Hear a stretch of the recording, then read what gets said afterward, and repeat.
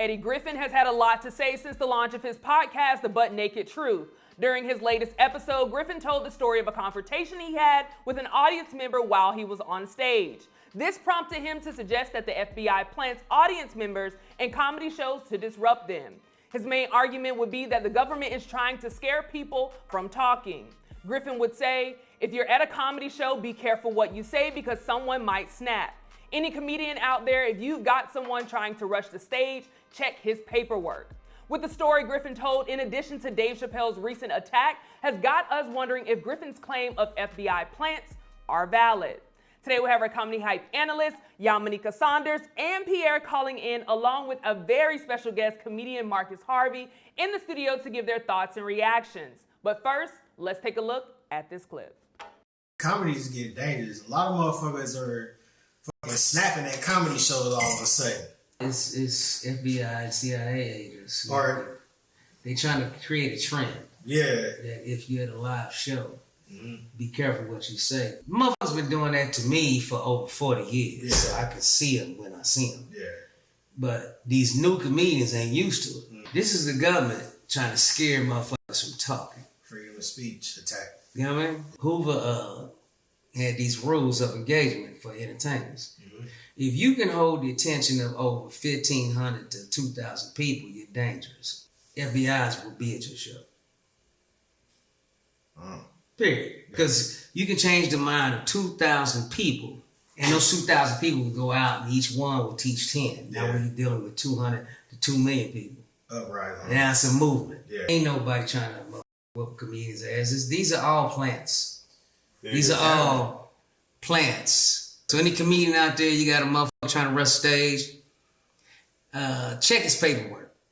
Now, I wanna go into this from different sides. Marcus, I'm actually gonna start with you on this one.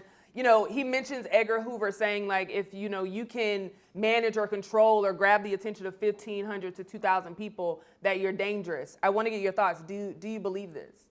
I think that you are dangerous if you can hold their attention. But as far as the argument with, you know, government plants in the audience, I mean, the government must have a very low budget because the cats that they've been sending to like try to beat us up, it's like they had one dude with a ponytail getting Dave Chappelle. If you're gonna send in somebody to really take out the major voice, you gotta send in like a Navy SEAL. Don't send in somebody who lives in the basement of somewhere. You feel me? So, or some drunk baby daddy. You know, oh, you busting on me with Steve. You know, Steve Brown. Yeah, it's like if the government is picking out these people, I'm cool with the government putting plants in there because they're not doing a good job. One, but second thing, I do say that, you know, you do have to be very, cognizant of like your influence. You know what I'm saying? And there are people who, if you are making noise, that can kind of change mindsets. Of course, there's going to be people after you to kind of like control the narrative. But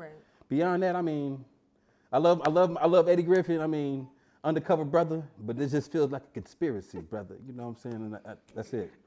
Absolutely. Yamanika, let me bring you in on this. I'm curious to get your thoughts. Do you believe anything that Griffin is saying holds true to it? What are your thoughts? You know, I'm always in a tricky situation here because, you know, I want to tell you the unmitigated truth, but there's a large following that supports Eddie Griffin as a comedian, and sometimes when we support people on their professional level, it bleeds over into their personal nonsense. Now, I have had the pleasure of being around Eddie Griffin. I think he is a very lovely man. He's, you know, not intrusive, but you know, this is stuff we deal with as comedians a lot, right? When people not popping, because this is all going to get taken the wrong way. But when people are not, there's always a conversation about who's trying to hold somebody down when people think they haven't gotten wherever they need to get. Now, obviously, I'm not saying that necessarily in Eddie Griffin's situation, because he has a large fan base and been around for a long, long time. But we as comedians, you know, often have people come in like, oh, the man trying to keep us down. You know, I can't get on because of this. I can't get on because of that. I believe that happens sometimes. I believe that there are things where it's like, yeah, sure, the government, of course. I don't not believe in conspiracy theories, but you know, it's like what Marcus said. Was it you? Is it you? Is it sent for you? Is anybody worried about you? You know what I'm saying? So I think we have to ask those type of questions like, is anybody worried about anything that you're saying? And is there any way that we can look at the irony of you saying that there's a conspiracy theory that is holding you back while being on a public platform, sharing it with millions? Great. Hey, look, great point. I'm not mad at it. Pierre, let me bring you in. I guess I'll kind of piggyback off of that energy of conspiracy theories. Do you think people kind of, I guess, use it in a sense as excuses or just, you know, because the thing is, right, and I think you mentioned as well, we believe there are conspiracy theories that are obviously have some truth to it. But then sometimes there's just some things that continue to be used over and over. Do you think sometimes they're just overused and, you know, they're kind of irrelevant to bring up in conversations like this? Not really. I've known Eddie for a long time, and he's been on that for a long time. You know, you should hear some of the stuff he talks about. He talks about the government. He talks about a lot of stuff that's, you know, is a hot button topics, you know, and I don't know. I'm not gonna say I don't know necessarily if it's the government jumping in there. He's just gonna piss off some people. When you have an opinion, you're so opinionated, and you speak the way he speaks, and he speaks like he's speaking the truth. There's just truth to him. Then he's gonna get people who it's gonna rile people up. They're going to be folks that are gonna shout at his shows or do some crazy stuff. He kind of makes it more about a lot of comedians, all of us. I think just comics have always been pushed. I mean, there was some comics edgy. Bill Hicks. There are so many other comics that have been edgy. Paul Mooney that people walked out on or shouted at on shows. Were they always government people? I don't know about that. You know, I don't know the proof to say yes or no to it. But the kind of humor he displays is going to get some reaction. You know, he goes down to the, you know, he's trying to get his point across. And some people just don't want to hear that point and don't believe in what he says. And they're going to, you know, speak, you know, during the show or another comic can be like that. I speak my opinion on here and people act the fool in the comments. You know what I'm saying? So, you know what I'm saying? This is what it is. If you don't go along with everybody, they're going to be pissed off. So it is. Let me ask you something, Pierre. Do you think conspiracy theories can kind of hold the Black community back from finding real solutions to issues? It could happen, yes. If people just want to believe in it, you got to stand up on your own 10 toes. You know, just because someone says, you know, because it's funny, some of those people who believe in conspiracy or whatever the situation is, they get mad at those who don't go along with it, and they start calling them names and start calling, oh, you a sellout, you a sucker, you a clown, because you ain't following my righteousness and so forth. Well, that is going to divide people. So you're not going to get the Black support you think if you're going down the Black people who don't go along with you just because you believe it's true. You know what I'm saying? So if you push conspiracy theory to everyone, some people are going to rail against it. And if your answer to them railing against you is them being suckers or part of a stupid plan, then your crowd will be smaller and smaller. Yamanika, I see you nod your head, so I'm interested to get your thoughts on that same question. Do you think conspiracy theories can hold the Black community back from finding real solutions? I think you hit the nail on the head right there. And I remember we had a couple of, actually it was the last time we had spoken about Eddie Griffin, and he had made comments about Joe Biden. And I had said certain things, and then I became Candace Owens, right? Because I was asking for a level of accountability, you know, and I think what Pierre is saying is also correct. It's like on the one end, you know, you're saying and doing certain things, but also where do you move from there? Do you understand what I mean? Like, in terms of accountability as us as a culture, we hear a lot of times, oh, the man is trying to keep us down. And that's been something that has been moving from generation to generation to generation. My grandfather's generation was saying that. My great-grandfather's generation was saying that. So if we know the man's trying to keep us down, what is the solution to move around that obstacle? So I think we do have these ideologies and conspiracy theories, but it's like at what point do we then go and say, listen, here's a solution to get around that? That's what we need to start, you know, focusing on. And I didn't hear him offering any solution to the government. You know, I didn't hear him saying, hey, just keep doing you and keep holding it down or just whatever. We need solutions. Marcus, let me bring you in. Same question to you. What do you think? Do you think conspiracy theories can hold us back as a community, from finding those real solutions to problems? Well, I would say this. Most of the conspiracy theories that I've heard that have affected Black people have had a lot of truth to them. So it's kind of different than just saying, they hold us back. But there are some things, of course, like any misinformation is going to hold a community back and not allow them to be focused on what needs to be done to excel as a community. And we have a lot of things that are kind of already putting us in a position to where we're already at odds about things that are very minuscule, that don't mean anything. So, I mean, conspiracy theories are one of the things that just are another distraction for everybody, So I just feel like, I feel like, even when we talk about Black people as a whole, I think that every community, just like Black people, deal with the same thing that Black people deal with. You know what I'm saying? It's just, we just talk about our stuff. That's it, that's it. So Pierre, let me switch this up just a smidge, because I want to hit different points that he mentioned. We heard Griffin talk about, of course, and we've seen with Dave Chappelle, I think earlier you mentioned Steve Brown, we've seen comedians get attacked on stage, as well as hecklers that kind of take it up a notch. Do you think instances like this, do you think it makes a comedian less edgy, or, comedians have gotten less edgy because of it? Because, hey, if I say something the wrong way, or if I tick someone off the wrong way, or maybe they're overthinking beforehand, do you think that has made comedians a little less edgy, Pierre? Oh yeah, without a doubt. And I'm not saying that the running on the stage hasn't. It's just the cancel culture.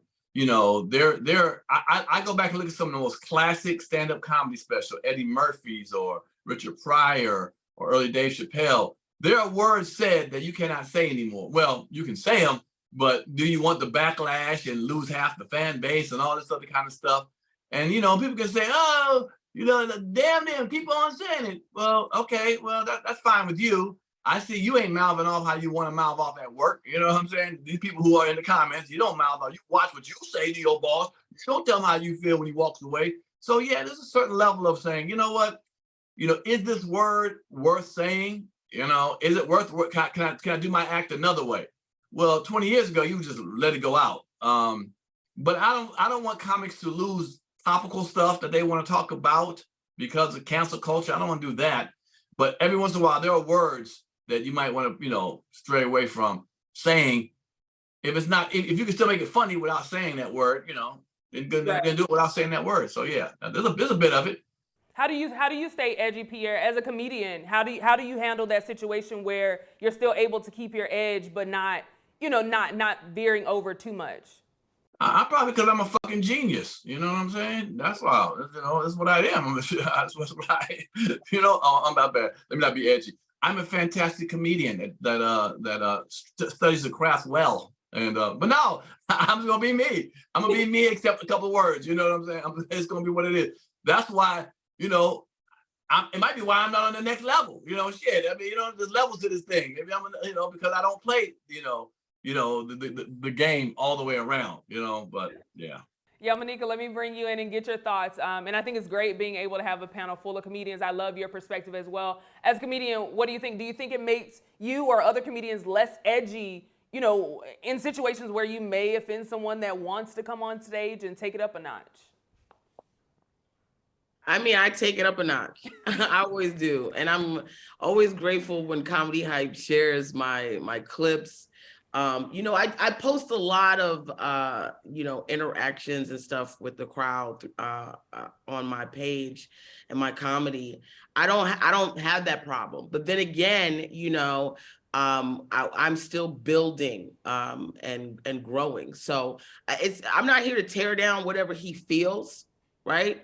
Or I believe people believe these things when they think these things are happening or when they're seeing evidence of it. But I mean, I've had people come for me while I'm on stage. I don't think it's somebody setting up a conspiracy. I don't think it's the government trying to silence me. But I have also on the same hand said, if I was a white female comic, I'd be a lot further. And with the amount of talent I have and how I perform and funny, of course, obviously.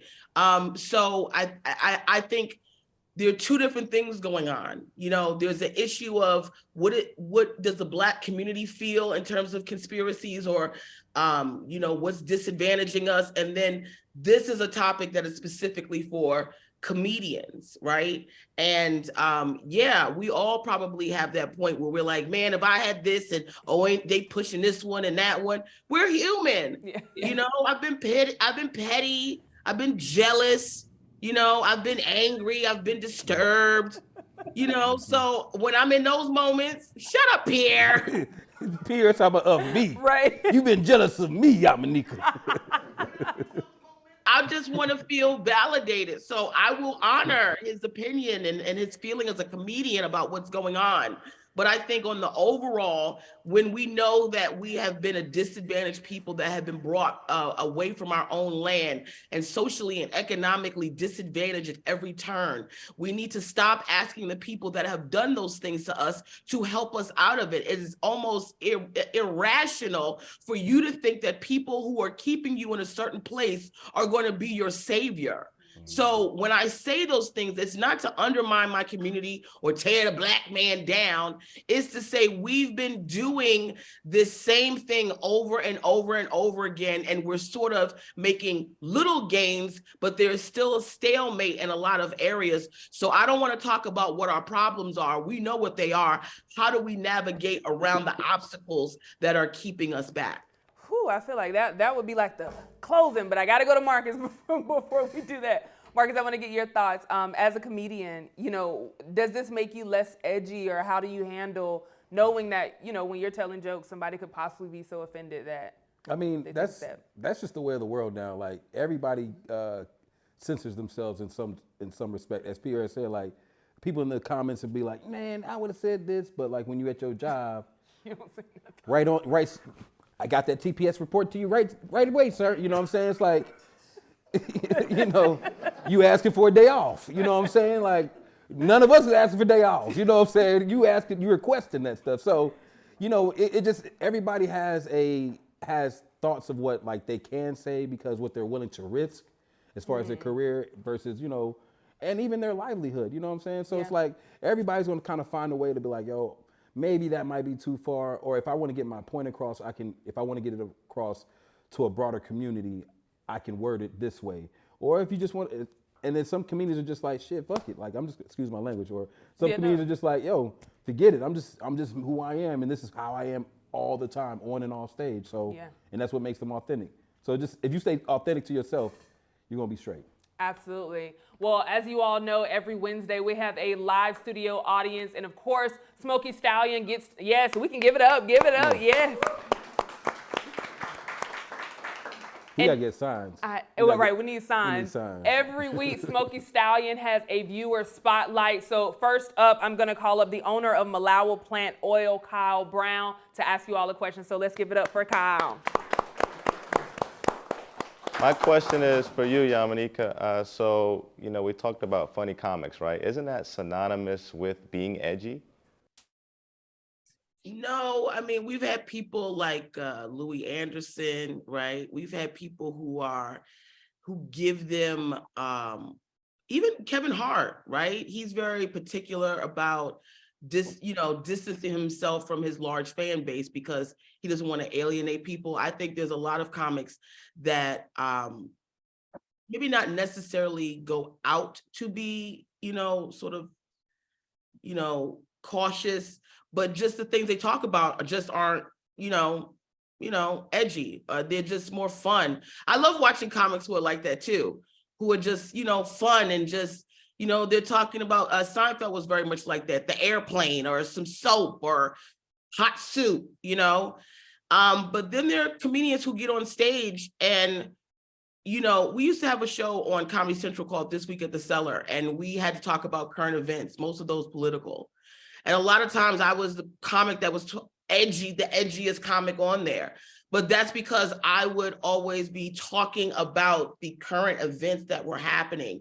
And when you're talking about things that are affecting people in current time, in real time, or people culturally, or people based upon gender lines or sexual orientation, those things become controversial just because you're talking about them. So I don't think that you have to be edgy to be funny, because there are a lot of funny comics who are not edgy, don't curse, don't talk about sex or any of those things.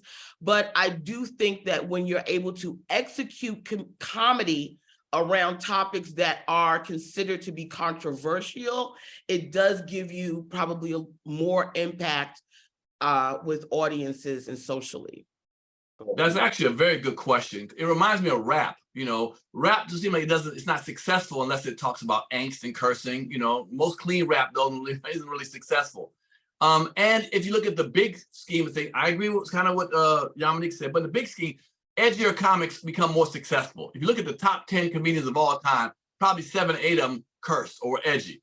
And comedy comes from pain. The formula is pain plus what it's called tragedy plus time equals comedy. And it's hard to talk about tragedy or something hard in your life by, with a smiley face of how everything is going good. You know what I'm saying? It's, to say, hey, man, my wife is really good. She's a sweetheart. She does everything good for me. If you say, man, my wife ain't shit. She fucking around. She ain't paying no bills. She ain't giving no head. You see, that becomes funnier. Why does that become funny? Because we kind of feel it. And sometimes curse words are a punchline to help, boost it. And I think we associate, especially in the Black, community, we feel that. That's how we talk. Go ahead, nigga, fuck that bullshit. We can go tonight, nigga. It's just our thing. So I understand what you're asking. I kind of agree. It seems like edgier comedy is, good comedy is synonymous with some edge. Not all the time. Bill Cosby, like you said, and some other people weren't edgy. But I think when you look at the big numbers, it's more edgier. Those seem to sell out more, and you get more, ticket sales, and people become more stars for edgier comedy. Thank you so much for that question. Now, before you head out, if you can just let us know how people can keep up with everything that you have going on. Okay, so yeah, please follow us at Live Malawi, LIVEMALAWI, like the country in Africa, or come on down for in-shop experience, 461 Nelson Street, Southwest in Castleberry.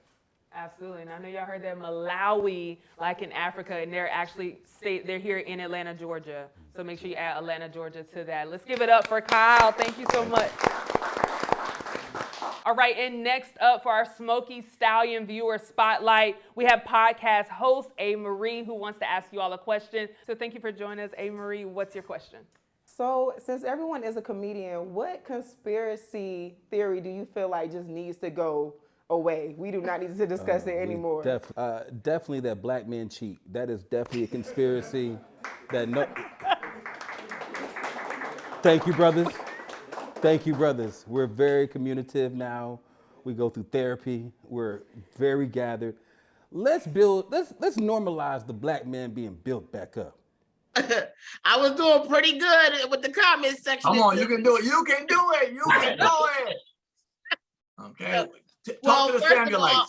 Listen, I will say that I can't say anything about whether black men cheat or not, but I know a lot of men of all different races do cheat. So we'll say that. I'm gonna get it. I'm gonna get it. I have to go with the Bill Cosby. Look how everybody turned. Look. Pierre went down. Marcus got quiet. Pierre got. Also facts, right? But Damn. That black folks can't get over the Willie Lynch mentality. I believe we can. That crabs in the barrel that think we need to hurt each other in the heart. We constantly believe in that. We may not, it may be quietly said or not said at all, but in our mentality, we think that we can't support and help each other, or we got to bring each other down. That the black man is not worthy of supporting. People in the comment gonna say, I support black people. I'm talking about as a whole, constantly. I just believe that we're better than that. We're better than that. That was a long time ago. Sure, it bleeds into now, but I don't think we really believe that we can get over that. Okay, so let me say this. Number one, the big conspiracy is that Pierre has a white mother, but Pierre is my son. No, I mean, I agree with Pierre. It's like, yeah, you know what? Sometimes when people are telling the truth, it's easy for people, and especially like in our comment sections or anything on black topics, to be like, oh, you cooning, or you not supporting black people, or we always trying to tear each other down. I think there has to be space where we can have commentary without always acting like somebody who doesn't agree with us is a hater, or somebody like that. although there are people that hate and there are times when people are trying to hold other people down, not every time do we need to run to that. Let people have their opinions and listen to their opinions. That way we can have conversations and not just instantly dismiss people with one word. I love it. Again, Yes. thank you, A. Marie, for that question. Yeah. How can people keep up with you and follow you on all socials? All of my social media is I am A Marie Speaks. I am AMARIE Speaks. My YouTube is A Marie Speaks to the Streets podcast. Hit your girl up, check me out, all that good stuff. Yes. Absolutely. Well, thank you again for joining us. Thank you. And I want to shout out to our sponsor, Smoky Stallion, for this week's Viewer Spotlight. Every Wednesday, they have Whiskey and Wing Wednesday at Smoky Stallion Barbecue, owned by Cam and CJ Newton. They have 50-cent wings and $5 whiskey all day, every Wednesday. You can check them out at the address 309 Nelson Street in Atlanta, Georgia. Check out their hours below and be sure to stop by and wash down some good wings with a drink of Tolero tequila. Again, thank you so much, Smoky Stallion, and thank you to all our viewers as well. Yes. Peace and light, everyone. Did you ask yourself how you're doing today? Did you check on that strong friend of yours? Did you congratulate yourself on that small or major victory? Making time to check in with self, as well as checking in with others, is a great practice to promote self-care and selflessness simultaneously. If you resonated with this, feel free to tap in with me on my socials at The Rich Twin. This has been 60 Seconds of Zen, brought to you by Malawi Tea. We'll catch you next week. Namaste.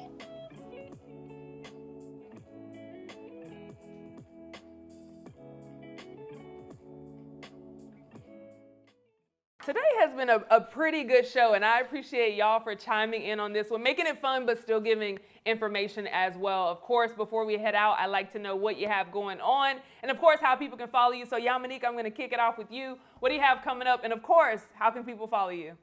Well, thank you to the beautiful Symphony. Thank you so much for putting it over here. I want to say thank you to Kyle and A. Marie who joined us today. They were very lovely. Go support their business in the podcast. Also, I want some wings, and I want to wash my wings down with some whiskey as well. Whiskey and wings, a fat bitch's dream. If you want to follow me, you can follow me on Big Bertha Got Two Cats, postwall.com. Or if that's not working, because we just got it started, you can follow me at everything at Yamanika. That's YAMANEIKA. If you're in the DC area, I will be with you guys on the 16th of February. That's next week. Go get your tickets to see me at the Kennedy Center. Kennedy Center. We are doing the Comedians of Flatbush Misdemeanor. It's me, Dan Perlman, and Carrie Coddett. We're doing 2 shows on the 16th. If you're in Rochester on March 16th through 18th, you can catch me at the comedy, what's it called here? Hold on a second. The Comedy at the Carlson. Comedy at the Carlson. Go ahead and check me out there. I will be there. And hopefully one day me, Marcus, and Pierre will be doing a tour together. We'll be in your Capone. What? And Capone. Shit. Oh yeah, and Capone, of course. Don't act like I forgot about Capone. Oh. One of the #1 comedians in New York City. Okay, bow down. You forgot. He's not here with me on Wednesdays, my love. I was more talking about a Wednesday, but we'll add Capone as well. Ain't that sweet of you? Okay, and we'll let Pierre do all the booking since he remembers everybody. I'm getting old. I'm post-wall now. I'm over 30 years old, honey. My uterus and everything is out to pasture. I gotta beg a man for a piece of attention. But thank you guys so much, and I look forward to being. Oh, and John too. We can't forget John behind the scenes and everybody else behind the scenes. God bless you all. This was a great episode. Absolutely. Thank you so much, Yamanika. I was going to say, you're going to have to change Big Bertha to Built Bertha, because I see you in the gym. I see the videos you've been posting. So I'm just saying it may have to be a name change. Pierre, I'm coming over to you. I guess you're the booker now. So Pierre, what do you have coming up? And of course, how can people follow you? Oh my God. Who let the zoo open today? This was crazy today. Jesus, insane asylum. All right. You can follow me at Comic Pierre, COMICPIERRE. Hit me at that, and we can talk about it. I always talk to folks who hit me up.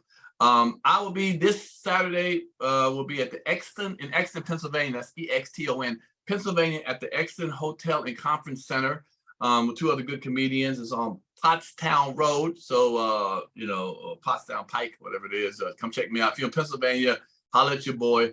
This week on PS Panic Room, we got my man John Sally, the former basketball player and actor and funny guy. He roasted me a couple times on my show. I didn't get him back for that.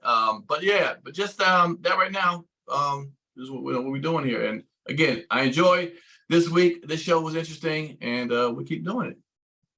Absolutely. And last and certainly not least, Mr. Marcus Harvey, thank you for joining us. What do you have coming up? And of course, how can people follow you? Well, I will be stripping again under my alias Hot Ham and Cheese. Oh, please believe. So, ladies, I'm sticking to the roof of your mouth. You know what I'm saying?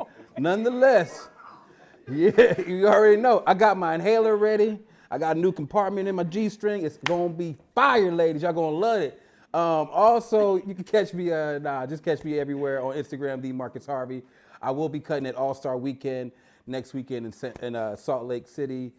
Got a lot of other things coming on. Go check my masterclass coming out and all those things. So yeah, man, the Marcus Harvey on all platforms. And you slid it in there because Yeah. I know we introduced you as a comedian, but you're also a celebrity barber. Oh, yes. So I think people should know that about you as well. The top barber in the world almost, so we're working on it right now. We got so many people that we're cutting. We got two of my clients did make the all-star team. You'll see that when we do it. So we're going to get some good things going and popping. So I'm going to get Pierre's goatee straight too. So I got you coming up when you come through OG. I got you on the freshness. So we own it, man. We own it. Absolutely. And you also have a new show with us called No Offense that will be releasing on February 10th. Look at that. With T, comedian Look at T. that. So, I'm super excited That's why to we have see it out that. here. So many new things going on. Again, I appreciate you all for chiming in on this topic. Now we want to hear from you in the comments below. What are your thoughts about Eddie Griffin's conspiracies that some attacks on comedians are just fake? For Comedy Hype News, I'm Symphony Thompson. Culture sounds like shea butter, like kente cloth, like hot sauce, like a hug with two pats and a slide, like pride, like a hair bucket with oils and ribbons and bows, like my forces are all white, but my mama black.